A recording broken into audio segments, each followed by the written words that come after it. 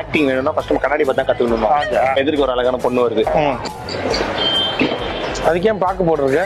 பொண்ணை பார்த்தா பாக்கு போடுவேன். ரசிக்கிறியா? பார்க்க முடியல. என்ன இதெல்லாம் அந்த பொண்ணு சொல்லுங்க. தெரியுதா?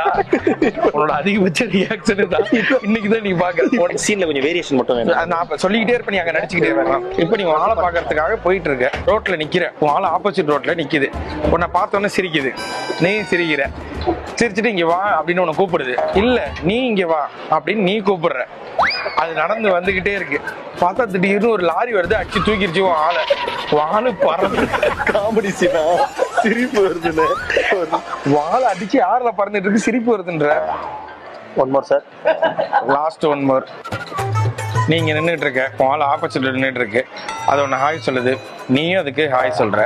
சொல்லி முடிச்சதுக்கு அப்புறம் உன் ரோட கிராஸ் பண்ணலான்னு கிராஸ் பண்ணுது. டக்குன்னு இன்னொருத்தன் பைக்ல வந்து நிக்கிறான், அவங்க கூட வண்டியில ஏறுது.